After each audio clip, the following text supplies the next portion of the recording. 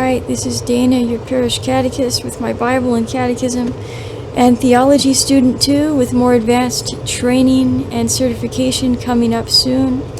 Anyway, I'm just here gathering for a very short time of catechesis, and one of the things that's at the foundation of what we do in the Catholic Church is faith and reason. It's not really talked about very much. In fact, I didn't even know this until I started the process of going out and speaking to others about our faith. But the Catholic Church actually teaches that we can use our reasoning and critical thinking abilities to discover and confirm the truth of our faith. So we're going to have a reading from the Holy Bible that puts it much better than I do. So this is Romans chapter 20. Ever since the creation of the world, his invisible attributes of eternal power and divinity have been able to be understood and perceived in what he has made. And then Paul's going to describe what happened in his own time in response. How did people respond? How did their cultures respond? And he says, as a result, they have no excuse. For although they knew God, they did not accord him glory as God or give him thanks.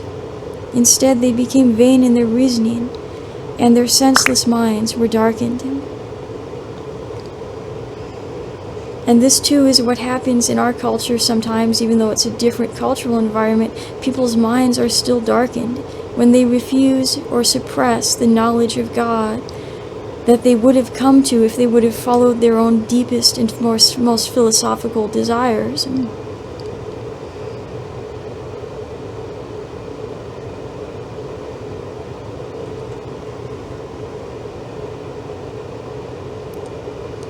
First and foremost, I want to emphasize that lots of people ask me, Dana, teach me about Catholic apologetics. What's going on? Why is it that so many people say that God doesn't exist or that science is disproving God? How do we change their minds? What do we do? How do we outsmart the atheist apologetics? First off, we have to look at the concept of human freedom.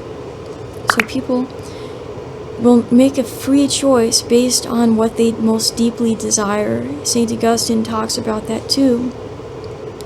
So the fact is that you can't convince someone who's fundamentally against who Jesus is and hostile to the truth. The flip side is that Jesus went to the cross to save them, and maybe as they grow up a little bit, they will learn and they will change their mind and open their heart. But still, back to our point, how do we know that it's not just me talking to my imaginary friend? How do we know there's something supernatural about the Catholic faith, something that makes it truly worth all this attention we devote it to? How do we know it's not just natural things, like my natural feelings of happiness when I'm gathered together into a community, or my natural feelings of self-well-being and self-esteem when I do well on a project, or when I have friends or talk to myself in a way that makes me feel good? How do we know that there's something supernatural about Catholicism? For one, we use evidence from miracles, but before that, we often have to prepare people to understand the concept of God and where God fits into their big picture perspective using philosophical proofs or reasoning. And there are actually many scientific and philosophical proofs that combat the delusion that unfortunately many people, especially young people today, are living under. So a key part of this is just what has gone out in our world. Why is Christianity being opposed in the intellectual sphere? It's being opposed by, again, just as Paul said, but it's being opposed because of a constant reaffirmation. We know this because everyone's being affirmed in believing that God has never acted in our world. They're being, I want to say indoctrinated, but perhaps that's a little bit of a strong word. But they're being influenced to believe that science has disproven God. For many, their titles, their ranks, and their honors, their success in class, or their ability to get into certain privileged classes within our society. I'm not talking about academics anymore, I'm talking about privileges within our society, and basically what clique you would fit into are more important than reasoning to many people in the culture that we live in today. So sometimes Father Spitzer talks about the new secular priesthood, and we're talking about the new and old media celebrities, and especially scientific experts who become apologists for atheism, and also for, more generally, not just atheism, but our secular humanism that's taking over in our society today. Many of them are actually millionaires and billionaires rather than scientists or philosophers, and they're part of the secular priesthood too, living as they are in the shadows, supported by many, many people. And even they support them without knowing, and they in turn support the people that they send out to be apologists for secular humanism. And that's why people are ultimately so confused, you see, because those people are the teachers of our society, and they teach people what is true, what is reasonable. And that's why we get to that place where, as a society, everyone's minds are so darkened. And you can read more of Romans chapter 1 if you want to see an illustration of what that looks like from God. But in truth, the Catholic faith has actually demonstrated so much. Father Robert Spitzer has trounced Richard Dawkins and Christopher Hitchens and all the other champions of atheism in our culture today.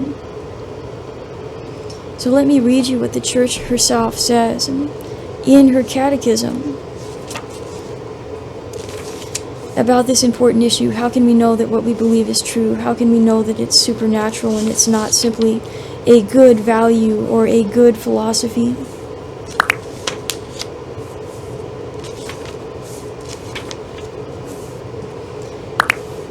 So this is from the Catechism itself, paragraph 31.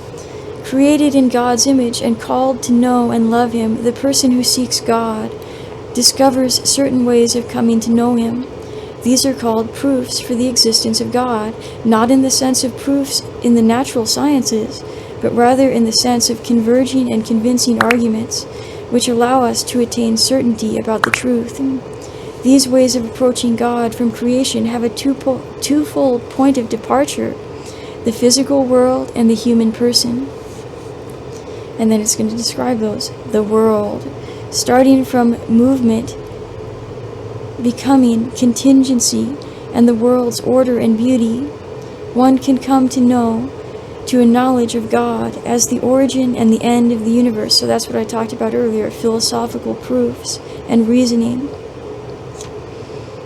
As St. Paul says of the Gentiles, and it quotes what we proclaimed earlier, "For what can be known about God is plain to them, because God has shown it to them. Ever since the creation of the world, His invisible nature, namely His eternal power and deity, have been clearly perceived in the things that He has made." And St. Augustine issues this challenge: question the beauty of the earth, question the beauty of the sea, question the beauty of the air distending and diffusing itself, question the beauty of the sky, ellipses, question all of these realities. All respond, "See, we are beautiful." Their beauty is a profession, confessio. These beauties are subject to change. Who made them if not the beautiful one, Pulcher, who is not subject to change? So again, that's just one part of this. Another part is the human person, with his openness to truth and beauty. This is CCC 33. His sense of moral goodness, his freedom and the voice of his conscience. With the longings for the infinite and for happiness, man questions himself about God's existence. I'm not going to read you the rest of it because we're just introducing this right now in this very short period of time. But surely some things that have been, I have a friend who reminded me recently of certain things, miracles, some things that we can use to help people get them thinking are extensively scientifically studied relics. So look at the Shroud of Turin, look at the tilma that it's preserved from Juan Diego, and it has an image of Our Lady of Guadalupe on it, but a tilma isn't supposed to last more than a few decades. This one's been there and it's perfectly preserved after 500 years. It has a miraculous image of Our Lady on it that it's as if you had taken a perfect photograph, high-resolution photograph of someone's inner eye, and it has all these details in it. So they didn't make that in the 1500s. Then there's Eucharistic miracles to also get people thinking. And again, it's not to over-rely on each one of these and make a presentation necessarily on it. But those things really can get people going. They can get people thinking about some of the things that are on the fringe of their consciousness, some of the things that don't fit within the secular priesthood's narrative and actually actively would undermine that narrative. Now let's listen to a Catholic expert, Father Robert Spitzer, the great catechist, as he explains to us some more about this and about what it means to be free and make this decision for or against God.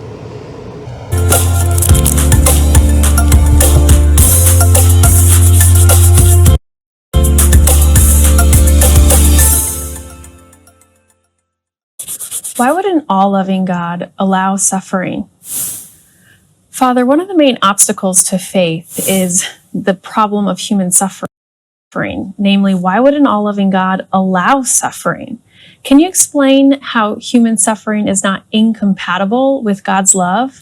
Yes, love and suffering are not incompatible in Christianity because love is the path to salvation, and we believe in eternal salvation. We believe that eternal salvation is unconditionally loving with the Lord, and that will be our perfect joy. And suffering actually prepares us to be loving. It basically enables us to detach ourselves from our ego and our egocentrism, and that is what enables the joy of love to proceed. Let me just break the question down into two parts. And the first is, why would God allow human beings to do evil, to cause suffering to other human beings? And the second question is, why would God allow the blind forces of nature, right? Earthquakes, volcanoes, diseases, genetic disorders, to cause suffering to human beings? Let's start with the first, with the human freedom. So why is it that God has to allow human beings to cause suffering to other human beings? Mm-hmm. Again, it has to do with love. You see, we want our loving behaviors to initiate from within us. So we want our loving behaviors to be chosen by us. We want to initiate them, to bring them into the world. We don't want them to be programmed. Ashley, think about this. If we didn't have a choice to do something unloving, and remember, unloving things could cause evil in the world, right? Mm-hmm. So if we didn't have the choice to do something unloving, why then we'd be programmed. The only thing we could do is loving behaviors. And if the only thing we could do is loving behaviors, it's not our choice. Our love didn't get initiated from within us. God programmed us to do loving behaviors. And all God did was basically make robots to do loving behaviors. But that's not what God wanted. He wanted to make us in his own image and likeness. He wanted our love to be initiated from within us. He wanted our love to be our own from within us. And so he had to give us the capacity, give us the potential, the free choice to do something unloving to the people around us. And certainly since the time of Adam and Eve, we started doing things that were unloving. We made choices in the wrong direction. But God had no option. I mean, basically, if he wants to create free creatures, if he wants to create creatures whose love begins from within them and is chosen by them, he's going to have to give us the capacity to choose things that are unloving, and that could cause suffering. Notice that God doesn't create the actuality of our evil, just the potentiality for us to choose evil or suffering for somebody. And we have done it by our own free choice. So that explains why God allows humans to cause suffering to other humans. That makes a lot of sense. It allows for our free will, really. So what about the more difficult question then? Why would God allow these blind forces of nature to cause human suffering? Things like earthquakes or pandemics or natural disasters of any sort. Why does he allow it? Yeah, because you might rephrase the question, why would God allow us to be created into an imperfect world which could cause us suffering. Why would he do it? Well, the first thing to remember is challenge isn't necessarily a bad thing. Because whenever we get challenged, right? Suppose we never had any challenges in our whole life. God was going to make sure we got everything we needed. He brings us right into a perfect world. And he creates us in a little pleasure bubble. So all I have to do is go, God, give me another ice cream cone. There it is. And then, of course, God, I just think I need some successes today. And there they are. And so forth and so on. So nothing can ever happen that would disappoint me, right? I'd just be born in my little pleasure bubble. What would we become? We'd just be little hedonists who never grew out of, almost a childhood hedonism, right?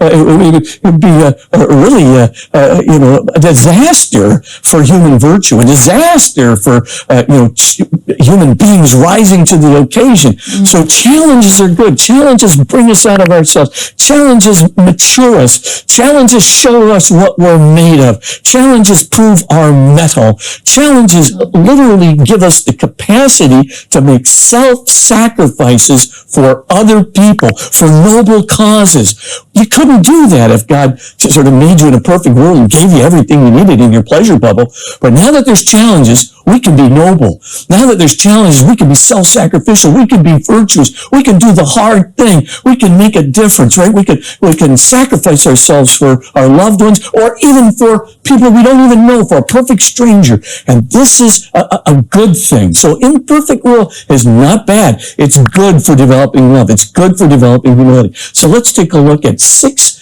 kind of opportunities that we might have in suffering that we're going to bring up in other episodes. But here's the first thing is, what can suffering do for us? It can shock us out of a self-destructive lifestyle. And, many are the testimonies out there, not just people who had addictions or something of that nature, but all kinds of people who know that it's because of suffering, reaching rock bottom, that bingo, they finally go, oh my gosh, this life, I took a wrong path. I'm on the path to destruction. I'm even on the path to my spiritual enemy, the devil, right? I'm doing something that's terribly wrong. I'm going into the darkness instead of the light. And suffering is that shocking moment that gets us out of it. St. Paul being knocked off his horse when he was persecuting the Christian church. Yeah. The second thing is really important. Is it can shock us out of doing destructive things to others. Where all of a sudden, we're just like little destruction machines, maybe because we're narcissistic, been there for a while, done that. And of course, what happens is all of a sudden something happens. We're confronted. There's some suffering in our life, and bingo, we're confronted with what we're doing and who we really are. And it just completely blows us away. Does it feel bad? It feels terrible. Gets us on the right path. Instead of becoming destruction machines, we can turn around and come back. The third thing that's really important too is that suffering helps us to grow in faith. St. Paul talks about this. He says, before I kind of deplored my weakness, but then I found out that my weakness, and I'm absolutely convinced that Paul was going blind, no question about that. And I think in his weakness, he says, in my weakness is my strength. For as I grow weaker, Christ grows stronger within me. I become more dependent upon God. My faith deepens. I trust in Him more. I put myself into His hands. And that faith perspective is what enabled him to do these fantastic things. There's a fourth area of suffering that's really important too, and that's growth in humility. And again, St. Paul says, I was given a thorn in the flesh, an angel of Satan to beat me, to keep me from getting proud. Paul says, pride is the worst thing that we can ever do, kind of become the center of our own lives, become sort of the God for ourselves. And Paul says, I'll take the suffering. I'll take the blindness. I'll take what I'm going to get in order for me to stay humble, to keep Christ at the center of my life, to put other people, in the center along with me, and not to try and become a Messiah or proud to the point of trying to become a Messiah for everybody else.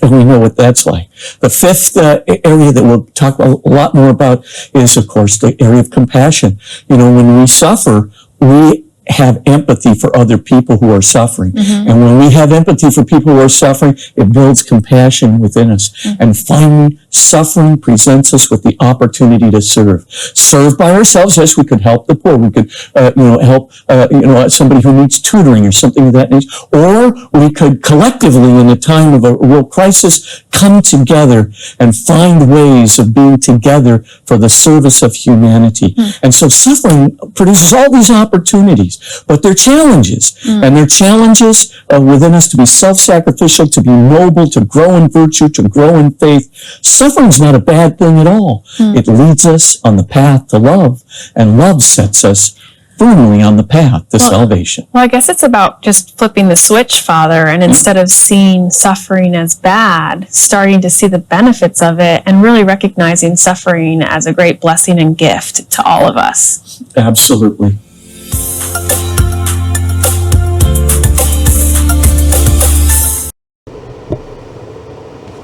So again, I just want to thank God for Father Spitzer. Thank you. Give him a round of applause for all the work that he does, especially in this area that's so complicated sometimes.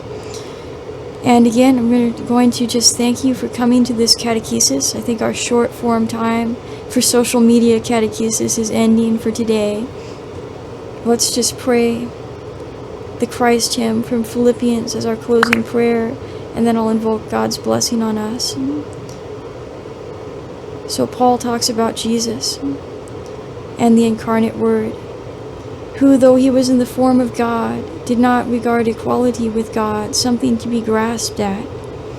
Rather, he emptied himself, taking the form of a slave, coming in human likeness, and found human in appearance.